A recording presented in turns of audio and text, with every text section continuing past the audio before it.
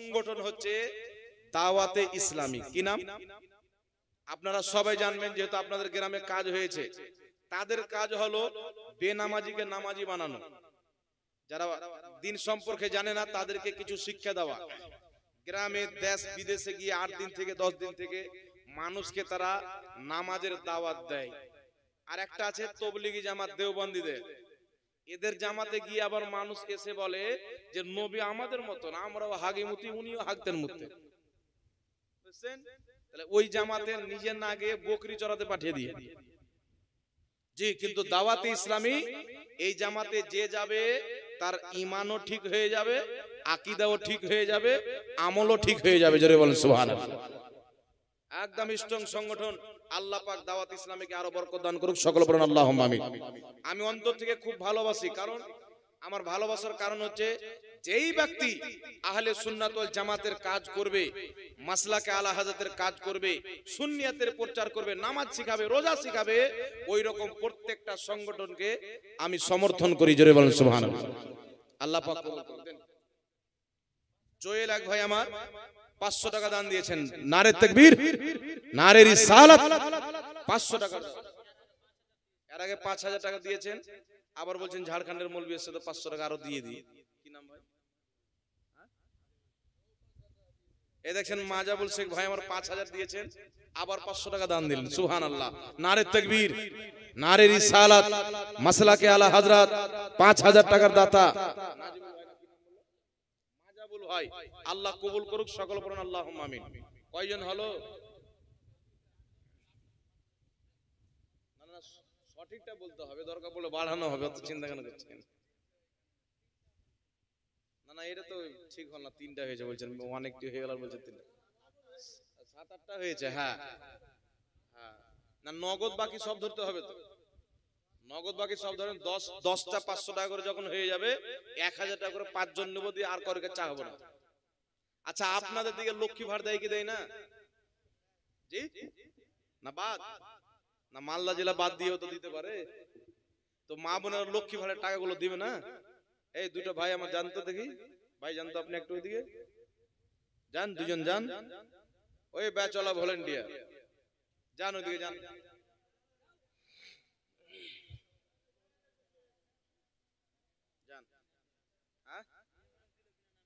এই দেখেন একজন মা বিনা নামে 520 টাকা। নারে তাকবীর, নারে রিসালাত। 520 টাকা একজন মা দান দিয়েছেন। লক্ষ্মী ভাড়ের টাকা আসতে চালু। সুবহানাল্লাহ। এই যান যান, মা বোনদের দিকে যান। মা আমার 5টা মা 500 টাকা করে দেন। আমার বাবারা দিলেন 10 জনা, আপনারা 5 জনা 500 টাকা করে দেন। একবার দুরূদ শরীফ পাঠ করেন। আল্লাহুম্মা সাল্লি আলা সাইয়্যিদিনা মাওলানা মুহাম্মদ ওয়া আলা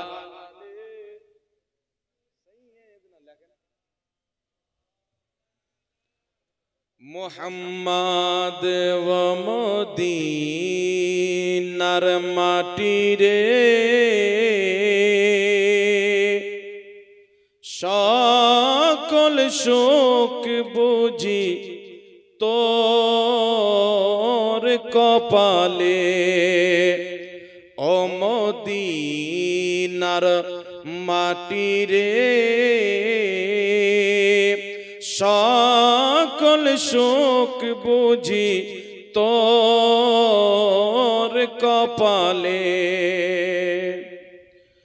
ও মদিনা রে, তোর বুকে আমার নবী, যার লাগি পাগল সবই, যার তরে হইল সৃষ্টি ত্রিভুবন, ও মদিনা রে, তোর বুকে আমার নবী, যার লাগি পাগল সবই, যার তরে হইল সৃষ্টি ত্রিভুবন। কাঁদি আমি সারাক্ষণে, কবে যাইব সেখানে, কাঁদি আমি সারাক্ষণে, কবে যাইব সেখানে, ওরে সয় না সে না আর পরানে ও মদিনার মাটি রে সকল সুখ বুঝি তো ওর কপালে। একটু জোরে বলুন সুবহানাল্লাহ। ও মদিনা রে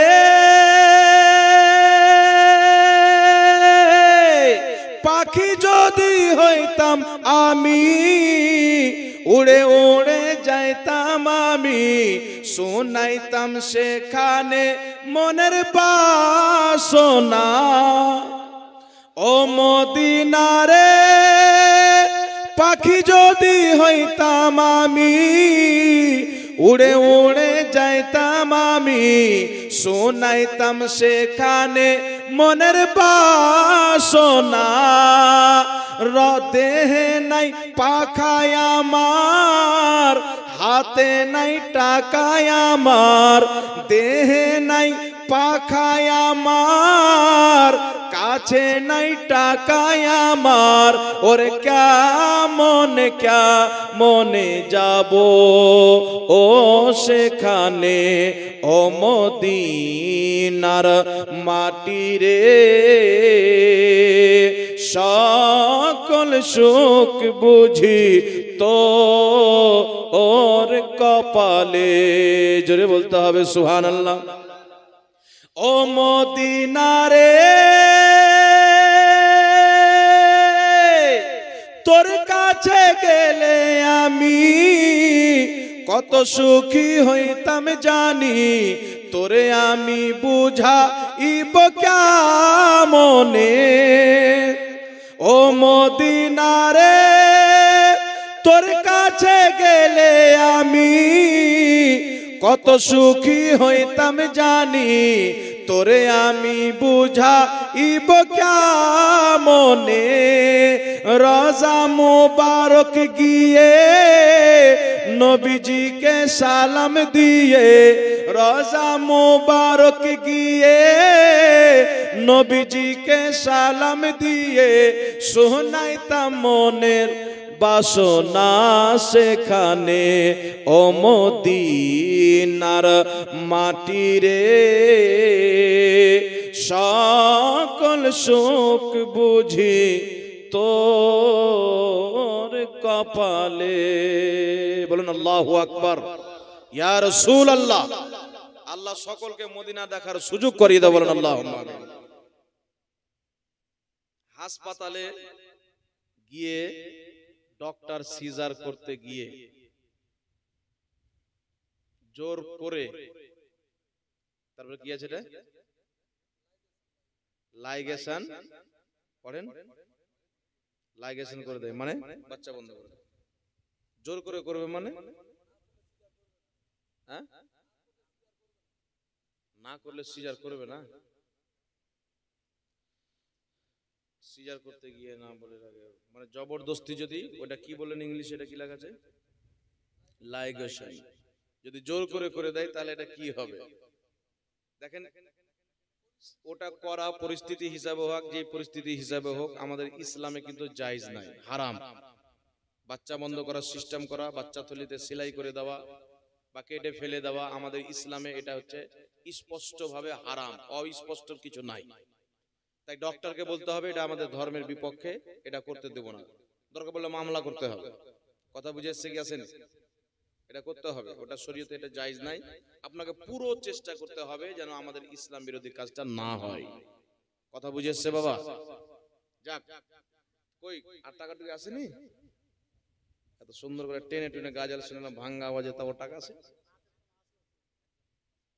বললেন না যে বলবেন তেবি আরো লোক দেখা দেখি আসবে।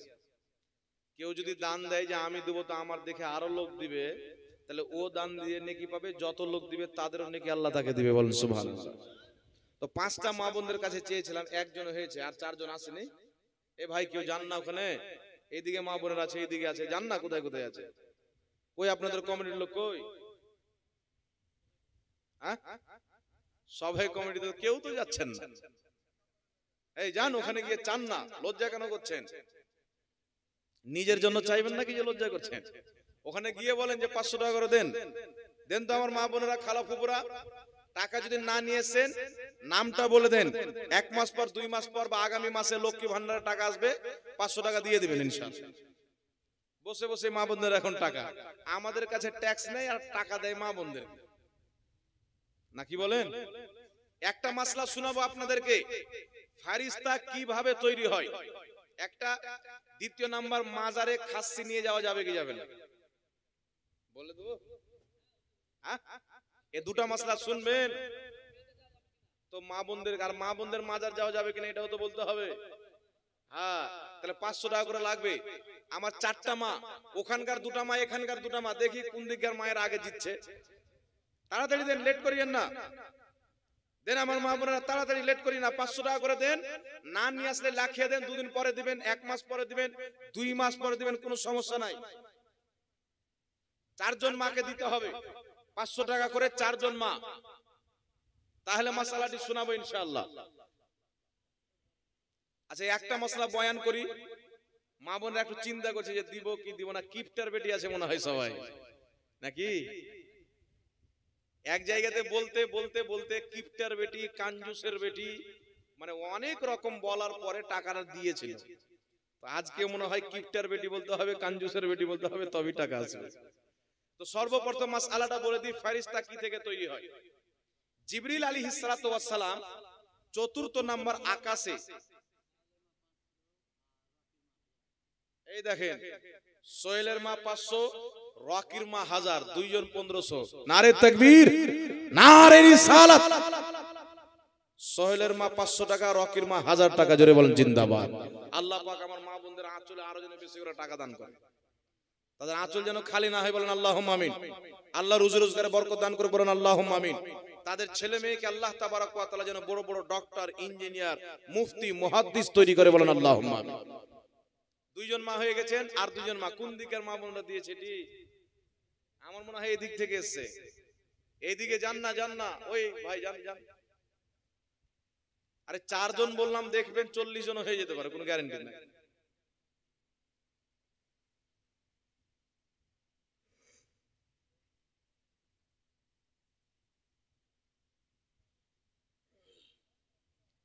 যাক বেরাদর ইসলাম, আমি বলছি আপনারা দিতে যান। তো 4th নাম্বার আকাশে একটি নহর আছে। আচ্ছা বলছি, আপনি নিয়ে আসেন, লেখো। 2-10টা হবে তখন বলবেন। হ্যাঁ, আপনি লেখেন কিনা, 5-7টা 10টা হবে তখন বলবেন, বলে দেব। 4th নাম্বার আকাশে একটি নহর আছে, যে নহরে জিবরিল আলাইহিস সালাতু ওয়াস সালাম ডুবকি লাগায়। কি লাগায়? জিবরিল আলাইহিস সালাম সমস্ত ফেরেশতার সরদার, ওই নহরে গিয়ে ডুবকি লাগায়। আর ডুবকি লাগিয়ে উঠার পরে নিজের 2টি ডানাকে ঝাড়ে, আর ওই ডানা থেকে যত ফোঁটা পানি পড়ে, ওই তত ফোঁটা পানি থেকে আল্লাহ ততটা ফেরেশতা তৈরি করে, জোরে বলেন সুবহানাল্লাহ। ওই পানিটা নূরের পানি, ওই পানি থেকে এবার কটা ফোঁটা পড়ে। আরেকটি হাদিসের মধ্যে এসেছেন, একবার ঝাড়ে তো 40,000 ফোঁটা পানি পড়ে। আরেকটি রয়েছে এসেছে ৭০,000 ফোঁটা। কত? ৭০,000 ফোঁটা পানি পড়ে, আর ৭০,000টা ফেরেশতা আল্লাহ ওই নূরের পানি থেকে তৈরি করে, জোরে বলেন সুবহানাল্লাহ। এটা মাসলা হলো। দ্বিতীয় নাম্বার মাসলা হচ্ছে, মাজারে খাসি নিয়ে যাওয়া যাবে কিনা, জিয়ারত করতে যাওয়া যাবে কিনা। মাজার জিয়ারত করা সুন্নাত। যেই মাজারে যাবেন তার ওসিলা দিয়ে আল্লাহর কাছে দোয়া করা মুস্তাহাব। ওখানে সেজদা করা হারাম। কথা বুঝে এসছে? সেজদা করা হারাম। মাজারকে চুমুন দেওয়া জায়েজ, তবে চুমুন না দেওয়াটাতে আদব বেশি। কথা বুঝে এসছে কি আসেনি? কেন আদব বেশি? আল্লাহ কুরআন পাকে বলছেন, ওয়াল্লাযীনা আমানু ওয়া আমিলুস সলিহাতি ফি রাউযাতিল জান্নাহ। আল্লাহ বলছেন, যারা ভালো কর্ম করে, ঈমান নিয়ে ভালো কর্ম করে কবরে যায়, আল্লাহ তাদের কবরটাকে জান্নাতের বাগান বানিয়ে দেয়, রওজা। তো আল্লাহর ওলিদের কবরকে, নবীদের কবরকে আল্লাহ কুরআন পাকে রওজা বলেছেন। কি বলেছেন? ফি রাউযাতিল জান্নাহ। রওজা মানে জান্নাতের বাগান। সুতরাং তিনাদের পবিত্র কবর, আমাদের মুখ দিয়ে কত মিথ্যা কথা বলি, কত রকমের খারাপ ভাষা বলি, আমাদের মুখ তাদের মাঝারে না লাগাটাই ভালো। কথা বুঝে এসছি গেছিনি বাবা? না চুমুন দেওয়াতে বেশি আদব। কেউ যদি চুমুন দেয় হারাম হবে না, নাজায়েজ হবে না, তবে না চুমুন দেওয়াটাতে আদব বেশি হবে। কথা বুঝে এসছে তো বাবা? একটু জোরে বলেন। আর সাজদা করা যাবে। আল্লাহ ওয়ালাদের মাজার জিয়ারত করা অনেক ফজিলতের কাজ, অনেক সওয়াবের কাজ। আমার নবী বলেছেন তোমরা মাজার জিয়ারত করো, কবর জিয়ারত করো, হুকুম আমার নবী দিয়েছেন। আমার নবী প্রত্যেক বছর, বুখারীতে হাদিস, আপনার উহুদের শহীদগণের মাজার প্রত্যেক বছর জিয়ারত করতে যেতেন। নবী পাকের পর আবু বকর সিদ্দিক যেতেন, তিনাদের পরে উমর ফারুক যেতেন। সুতরাং মাজার জিয়ারত করা নবীরও সুন্নাত, সাহাবারও সুন্নাত। বলেন সুবহানাল্লাহ। সিয়ারু আলামিন নোবালা কিতাবের মধ্যে ইমাম যাহাবী রাহমাতুল্লাহ আলাইহি লিখছেন, আদ-দুআউ মুস্তাজাবুন ইনদা কুবুরিল আমবিয়া ওয়াল আউলিয়া, নবীগণের কবরে, আল্লাহর ওলিদের কবরে তাদের ওসিলা দিয়ে যে দোয়া করা হয়, ওই দোয়াটা 100% আল্লাহর দরবারে কবুল হয়ে যায়। তাই ওখানে গিয়ে জিয়ারত করবেন, কিছু পাঠ করে আল্লাহ ওলির দরবারে বকশে দিবেন, তার ওসিলা দিয়ে আল্লাহর কাছে দোয়া করবেন, 100% জায়েজ, কোনো সমস্যা নাই, ওখানে সাজদা করা যাবে। দ্বিতীয় নাম্বার, অনেক কেউ গিয়ে আমরা চাদর চাপাই। মুসলিম শরীফের হাদিস, সাহাবায়ে কেরাম নবী পাকের কবরে লাল রঙের চাদর দিয়েছিলেন। ইমাম ইবনে আবিদিন শামী রাহমাতুল্লাহ আলাইহি ফতোয়া শামীর মধ্যে লিখেছেন, আল্লাহ ওয়ালাদের কবরে পাগড়ি দেওয়া বা কাপড় দেওয়া, চাদর দেওয়া, এটা জায়েজ কাজ। কিন্তু বিরাদর ইসলাম, আলা হযরত দেখছেন, যদি কোনো আল্লাহ ওয়ালার কবরে একটা চাদর থাকে, দ্বিতীয় চাদর চাপানোর কোনো প্রয়োজন। চাদরটা কি জন্য দেওয়া হয়? চাদরটা এই জন্য দেওয়া হয় যে একটি চাদর থাকলে মানুষ বুঝে নিবে যে এই কবরটা কোনো সাধারণ ব্যক্তি না, নিশ্চয়ই কোনো আল্লাহর নেক ভালো বান্দার কবর। এই জন্য চাদর দেওয়া হয়, সাধারণ কবর থেকে আল্লাহর ওলির কবরটা যেন আলাদা হয়ে যায়, মানুষ দেখলে যেন চিনে নেয়। সুতরাং এই চিহ্নতের জন্য একটা চাদর যথেষ্ট। কিন্তু আমাদের সমস্যা কি হচ্ছে, যে মাজারের চাদর চাপার জায়েজ আছে, একটা যতদিন ফাটেনি, পুরাতন হয়নি, ছিঁড়ে যায়নি, নষ্ট হয়নি, দ্বিতীয় চাদর চড়াইতে উলামায়ে কেরাম নিষেধ করেছেন। কিন্তু এখন কি হচ্ছে, মাজারের চাদরের ব্যবসা চলছে। চলে কি চলে না? মাজারের নামে ব্যবসা হয় না, ভণ্ডম হয় না। পান্ডুয়া শরীফ যান, আলাউল হক পান্ডবী রাহমাতুল্লাহ আলাইহি বহুত বড় আল্লাহর ওলি, তিনার মাজার জিয়ারত করতে যাওয়া এটা ভাগ্যের ব্যাপার, নসিবের ব্যাপার। কিন্তু ওখানে যাবেন, দেখবেন একটা গাছ আছে, অনেক লোক ওই গাছে আপনার ওই ধাগা বাঁধে। ধাগা মানে কেউ আপনার ওই নাম চিপকায়, কোন যুবক ভাই গিয়ে লিখে দিল আর পালাস যে, মানে রওশানের গার্লফ্রেন্ড ঝাড়খণ্ডে, এরকম লেখে। জি, তো এইগুলো কাজ, কোন গাছের কাছে মিন্নত করা, কিছু গাছে ধাগা বাঁধা আমার কোন কাজ হয়ে যাবে, এই সমস্ত কাজ শরীয়তে হারাম। কি কাজ? এগুলা আল্লাহ বিরোধী কাজ। কোন গাছে তুমি ধাগা বাঁধা যাবে না, কোন মাজারের কাছে গিয়ে ধাগা কিনে হাতে বাঁধা যাবে না। ধাগা আজমিরের হোক, মদিনা শরীফের হোক। বলেন তো আজমির শরীফ বেশি উত্তম না মদিনা শরীফ? মক্কা চাইতে মদিনা শরীফ বেশি উত্তম। হাদিস, নবী পাক বলেছেন মক্কা থেকে মদিনা বেশি উত্তম। মদিনা থেকে কেউ যদি ধাগা কিনে নিয়ে এসে হাতে বাঁধে, যায় না না যায়? কোন ধাগা হাতে বাঁধা হারাম, গলাতে লকেট দেওয়া হারাম, হাতে বালা দেওয়া হারাম, 5টা 6টা আংটি দেওয়া হারাম। একজন পুরুষকে মাত্র সিম্পল একটা চাঁদির আংটি ব্যতীত অন্য কোন দ্বিতীয় আংটি পরাও হারাম। পিতলের আংটি পরা হারাম, সোনার আংটি পরা হারাম, রূপার আংটি পরা হারাম। মাত্র একটা চাঁদের আংটি পড়তে পারবে, সম্ভবত 4.5 আনা, নাকি হযরত 4.5 আনা, 4.5 আনা, তার বেশি বড় আংটি বানিয়ে পড়া যাবে না। তাহলে কি হবে?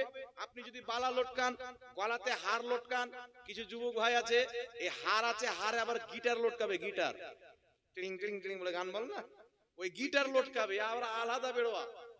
জি, আর চুল কাটবে 2 সাইড উড়িয়ে দিল, মাথার উপরে মনে করবেন খাদিম চাপ্পাল রাখা আছে, 2 সাইড ঢাকা আর মাঝখানে খাদিম চাপ্পাল বাংলাদেশের ঢাকা।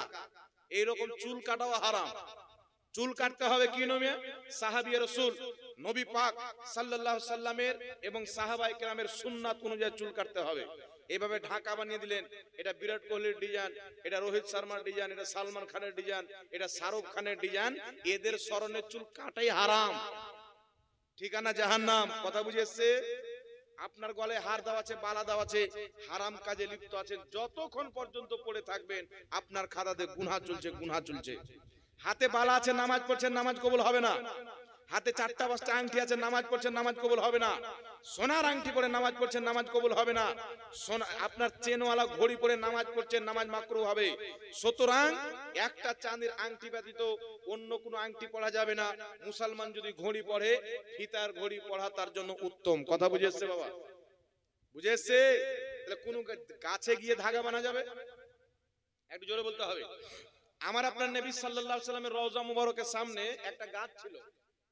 তো একজন কবি একটা ছন্দ লিখছেন, खड़े है दरख्त हजरते वाला के सामने जैसे लैला मजनू खड़ा है लैला के सामने।